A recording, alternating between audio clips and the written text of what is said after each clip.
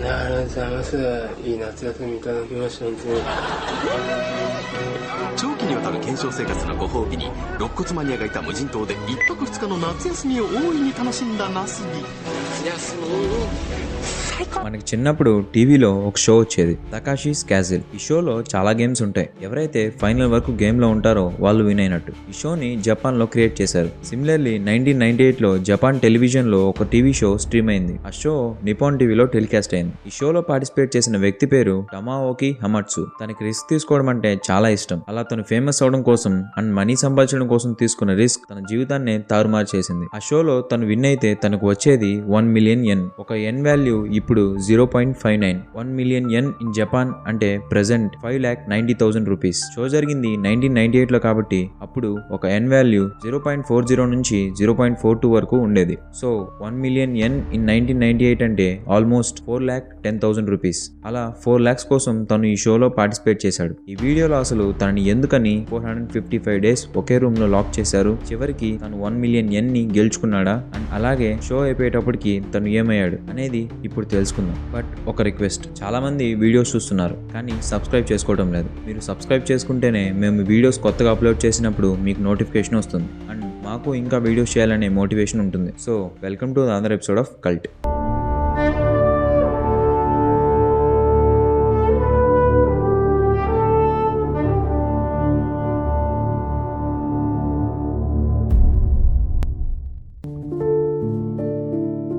అసలు ఈ షో గురించి తెలుసుకునే ముందు మనం అందులో పార్టిసిపేట్ చేసిన వ్యక్తి గురించి తెలుసుకోవాలి. తన పేరు టొమోకి హమట్సు. తను జపాన్లోని ఫుకుషిమా అనే ప్లేస్ లో ఆగస్ట్ 3, 1975 లో పుట్టాడు. తన ఎర్లీ లైఫ్ గురించి పెద్దగా ఎక్కడా లేకపోయినా తను జపాన్ లో ఒక చిన్న కమీడియన్ గా వర్క్ చేసేవాడు. ఇప్పుడే అందరూ తనకి నసూబి అనే పేరు పెట్టారు. నసూబి అంటే జపాన్ లో ఎగ్ ప్లాంట్ అని అర్థం. ఎందుకంటే తన ఫేస్ చూడడానికి సేమ్ ఎగ్ ప్లాంట్ లాగానే ఉండేది. అప్పుడే ఒక షోలో పార్టిసిపేట్ చేయడానికి తనకి ఛాన్స్ వచ్చింది. ఆ షో పేరు సుసును దెన్పా షోనెన్. ఈ షోకి 1998 లో ఆడిషన్ ఇచ్చాడు. ఆ గేమ్ యొక్క రూల్స్ వచ్చి ఒకే రూమ్ లో లాక్ చేయబడి ఉండాలి. No clothes, no food, no outside help. Mail ద్వారా వచ్చిన స్వీప్ స్టేక్స్ ని యూజ్ చేసుకుని తినాలి. షో అయిపోయేంత వరకు బయటికి వెళ్ళకూడదు. వియర్డ్ గా అనిపించిన నసూబి ఆ రూల్స్ కి ఒప్పుకొని ఎస్ అని చెప్పాడు. షో స్టార్ట్ అయింది. నసూబిని జపాన్ లో ఒక అపార్ట్మెంట్ రూమ్ లోకి తీసుకెళ్లారు. ఆ రూమ్ లో ఉన్నవి జస్ట్ ఒక స్మాల్ కిచెన్, మ్యాగజైన్స్, ఒక టేబుల్, ఇంకా టెలిఫోన్, ఇంకా ఒక pen, blue cover pillow. Nasubi clothes ని రిమూవ్ చేయించి ఆ క్లాత్స్ ని కూడా తీసుకొని వెళ్ళిపోయారు.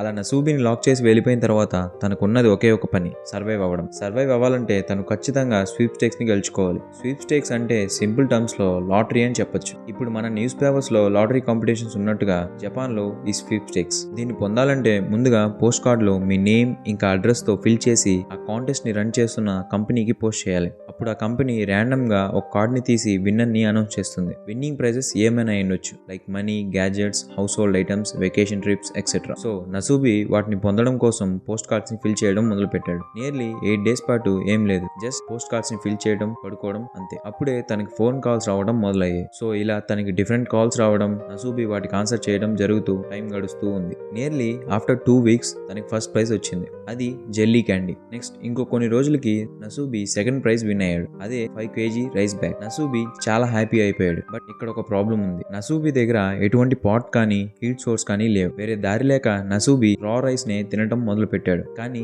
తన వల్ల కాలేదు. ఆ నెక్స్ట్ డేనే తను ఒక ఎలక్ట్రిక్ హీటర్ ని విన్ అయ్యాడు. దాన్నే యూజ్ చేసుకుని తను రైస్ ని కుక్ చేయడం మొదలు పెట్టాడు. అది వర్కౌట్ అయింది. దీంతో తను ఆఫ్టర్ 3 weeks తర్వాత కుక్ చేసిన రైస్ ని తినగలిగాడు. ఎవెన్చువల్లీ ఇది ఒక ట్రైన్ మూవ్మెంట్ అని చెప్పాలి. ఈ లైవ్ స్ట్రీమ్ ని చాలా మంది వ్యూవర్స్ చూడటం స్టార్ట్ చేశారు. షో స్టార్ట్ అయింది జనవరి 1998 లో. ఫిబ్రవరికి వచ్చేసరికి తను గెలుచుకున్న items jelly, 5 kg rice bag, 2000 yen in cash and ఇంకా ఒక స్పెగటీ ప్యాకెట్. కానీ ఈ ప్రైజెస్ అన్నిటితో కలిపి నసూబి గెలుచుకునింది కేవలం 15,000 yen. తను షో నుంచి బయటకు రావాలంటే తనకి కావాల్సింది 1 మిలియన్ యెన్. ఇలా తను చాలా ప్రైజెస్ విన్ అయ్యాడు, లైక్ బైసైకిల్, ఒక టిన్ క్యాన్. ఈ టిన్ క్యాన్ ని తను రైస్ ని ఇంకా బాగా కుక్ చేయడానికి యూజ్ చేసుకున్నాడు. తన మెంటల్ స్టేట్ మెల్లమెల్లగా చేంజ్ అవడం మొదలు పెట్టింది. ప్రొడ్యూసర్స్ కి అర్థమైంది ఏంటంటే ఇది కేవలం తను లోన్లీ వల్ల అని. తను ఒక టీవీని కూడా విన్ అయ్యాడు. బట్ అది వర్క్ అవ్వలేదు. ఆల్మోస్ట్ మార్చ్ కంప్లీట్ అయిపోయేటప్పటికి తను ఎక్స్ట్రాగా ఒక టమాటోని and most importantly toothbrush and ఇంకా టూత్ పేస్ట్ ని విన్ అయ్యాడు. ఆల్మోస్ట్ 90 days తను బ్రష్ చేయకుండా ఫుడ్ ని తిన్నాడు. నసూబిని అపార్ట్మెంట్ లో లాక్ చేసి ఇప్పటికి 3 months అయ్యాయి.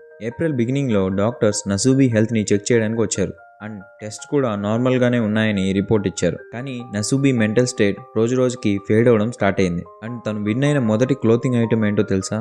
దీంతో పాటు ఒక పేర్ ఆఫ్ షూస్ కూడా. తను బతకాలంటే తను డెఫినెట్గా ప్రైజెస్ అనేవి విన్ అవ్వాలి. అలా విన్ అవ్వాలంటే ఖచ్చితంగా పోస్ట్ కార్డ్స్ రాయాలి. అలా రాస్తూ చాలా రోజులు గడిచిపోయాయి. తన దగ్గర ఉన్న ఫుడ్ మొత్తం అయిపోయింది, ఏం మిగలలేదు. నసూబీ పస్తుంటూ రాయటం మొదలుపెట్టాడు. కొన్ని డేస్ కి ఎలాగోలాగా తను ఫుడ్ ని గెలుచుకున్నాడు. బట్ తను గెలుచుకున్న ఫుడ్ డాగ్ ఫుడ్. వేరే దారి లేక తను ఆ డాగ్ ఫుడ్ ని కూడా తిన్నాడు. నెక్స్ట్ డే తను ఇంకో 10 kg ఆఫ్ రైస్ బ్యాగ్ ని విన్ అయ్యాడు. నసూబీ చాలా హ్యాపీ అయిపోయాడు. తను విన్ అయిన రైస్ ని ఎంతో హ్యాపీగా తిన్నాడు. కానీ ఎక్స్టర్నల్ గా ఒక ప్రాబ్లం ప్రొడ్యూసర్స్ కి వచ్చింది. షో చాలా పాపులర్ అయిపోయింది. ఎంతలా అంటే నసూబీ ఉన్న అపార్ట్మెంట్ ని లోకల్ పీపుల్ కనిపెట్టేశారు. అప్పుడే ప్రొడ్యూసర్స్ నసూబీని వేరే ప్లేస్ కి షిఫ్ట్ చేశారు. జపాన్ లోని ఇంకో కాన్ఫిడెన్షియల్ అపార్ట్మెంట్ ఫ్లోర్ కి తన్ని షిఫ్ట్ చేశారు. నసూబీ మెంటల్ స్టేట్ ఎంతలా మారిపోయిందంటే తన రూమ్ షిఫ్ట్ చేశారని తను నమ్మలేకపోయాడు. తను కలలో ఉన్నాడేమో అని అనుకున్నాడు. తన ఫస్ట్ రూమ్ ఎలా ఉండేదో అలానే సెకండ్ రూమ్ ని కూడా డిజైన్ చేసి తను విన్ అయిన ప్రైజెస్ ని నసూబీకి ఇచ్చారు. తను ఆ కొత్త అపార్ట్మెంట్ లో మళ్ళీ పోస్ట్ కార్డ్స్ ని రాయటం, మళ్ళీ ప్రైజెస్ విన్ అవటం జరిగింది. విత్ ఇన్ మంత్స్ లోనే నసూబీ షో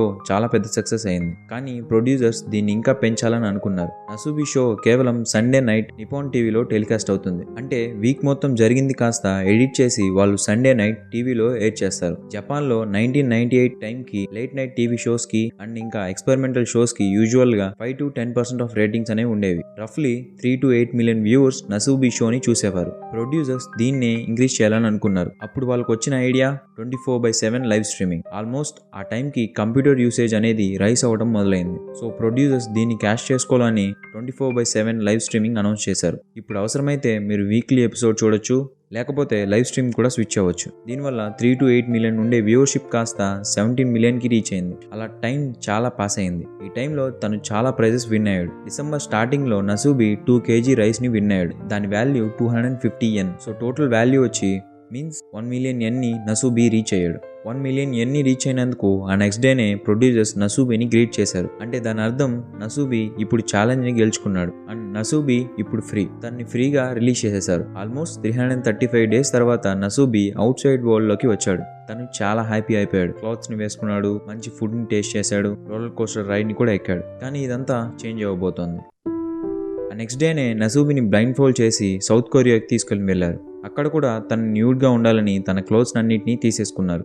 ఇంతకు ముందులాగే ఇప్పుడు కూడా నసూబీ ఇంకో కాంపిటీషన్లో పార్టిసిపేట్ చేయాలి. ఎందుకంటే నసూబీని ప్రొడ్యూసర్స్ ఒక పర్సన్ కన్నా టీవీ షో లాగే కన్సిడర్ చేశారు. సేమ్ ఇంతకు ముందులాగే పోస్ట్ కార్డ్స్ ని రాయాలి, అలాగే ప్రైజెస్ ని కూడా విన్ అవ్వాలి. కానీ ఈసారి ప్రైజ్ వచ్చి 50,000 yen. నసూబీకి ఇది మస్ట్ విన్ ఛాలెంజ్. ఎందుకంటే ఇది గెలిస్తేనే తను మళ్ళీ జపాన్ కి వెళ్ళగలడు. కానీ నసూబీకి కొరియన్ లాంగ్వేజ్ రాదు. సంహౌ తను ఎలాగోలాగా మేనేజ్ చేసి ప్రైజెస్ చాలానే విన్ అయ్యాడు. విత్ ఇన్ 2 months లోనే తను 50,000 yen ని రీచ్ అయ్యాడు. కానీ ఇక్కడే ప్రొడ్యూసర్స్ ఇంకో ప్రాబ్లం ని పెట్టారు. నసూబీ జపాన్ కి వెళ్లాల్సిన flight economy class ticket value 50,000 yen. So దాన్ని ప్రొడ్యూసర్స్ బిజినెస్ క్లాస్ కి మార్చారు. అంటే తను ఇంకా 9,500 yen ని రీచ్ అయితేనే బిజినెస్ క్లాస్ టికెట్ కి కావాల్సిన మనీ తనకి వస్తుంది. దాన్ని కూడా నసూబీ రీచ్ అయ్యాడు. మళ్ళీ ప్రొడ్యూసర్స్ బిజినెస్ క్లాస్ నుంచి ఫస్ట్ క్లాస్ కి మార్చారు. అంటే నసూబీ విన్ అవ్వాల్సిన మొత్తం prize value 81,600 yen. Almost 3 months తర్వాత తను ఫైనల్ గా ఆ అమౌంట్ ని కూడా రీచ్ అయ్యాడు. ఇప్పుడు మీకు చెప్పని ఒక విషయం చెప్పాలి. నసూబీని ప్రొడ్యూసర్స్ లైవ్ లో టీవీలో టెలికాస్ట్ చేస్తున్నారని నసూబీకి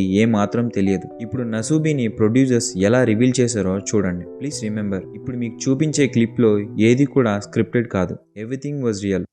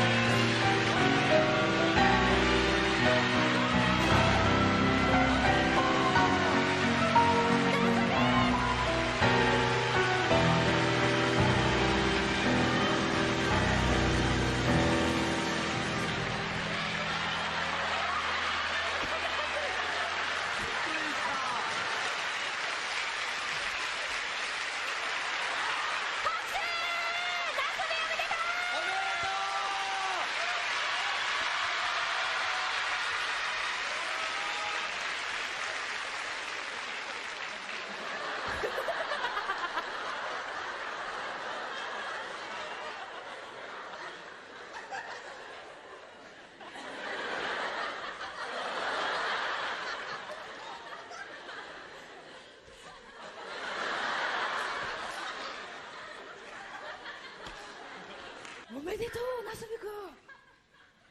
お邪魔します。お邪魔します。お邪魔します。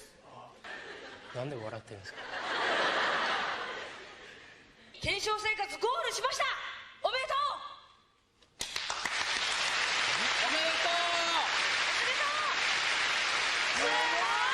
ఒక రూమ్లో ఈవెన్ వన్ డే కూడా ఒకరే మనం ఉండలేం. కానీ నసూబీ లైఫ్ 15 months పాటు జస్ట్ 4 walls, ఒక టాయ్ డాగ్, ఒక పని చేయని టీవీ, రాయడానికి పోస్ట్ కార్డ్స్, అది కూడా నేకుడ్గా. జస్ట్ ఇమాజిన్ మీరు కనుక నసూబీ ప్లేస్లో ఉంటే. అండ్ వర్స్ట్ పార్ట్ ఏంటంటే తనని 15 నెలల పాటు న్యూడ్గా పెట్టి రూమ్లో లాక్ చేసి తన లైవ్లో టీవీలో టెలికాస్ట్ చేస్తున్నారనే విషయం కూడా తనకి చెప్పకపోవడం. సో ఇలా Japan's most disturbing TV show end అయింది. ఆ షో అయిపోయాక కూడా హమట్సు ఎమోషనల్గా అండ్ ఇంకా ఫిజికల్గా అవుట్ సైడ్ సర్వైవ్ అవ్వడానికి స్ట్రగుల్ అయ్యాడు. చాలా మంది తనని షో అయిపోయాక కూడా నసూబీ అనే పిలిచేవారు. ప్రెసెంట్ కూడా హమట్సు కమీడియన్ గా, పబ్లిక్ స్పీకర్ గా వర్క్ చేస్తున్నాడు. 2 times ఫెయిల్ అయిన తర్వాత ఫైనల్లీ 2016 మేలో తను మౌంట్ ఎవరెస్ట్ ని క్లైమ్ చేశాడు. నసూబీ చెప్పిన మాట, it was painful but without that experience I wouldn't be who I'm now. I want people to know that we can overcome. ఇది నసూబీ స్టోరీ గురించి మీరేమనుకుంటున్నారో కూడా కింద కామెంట్స్ లో చెప్పండి. అండ్ యాజ్ ఆల్వేస్ సెడ్, మళ్ళీ నెక్స్ట్ వీడియోలో కలుసుకుందాం.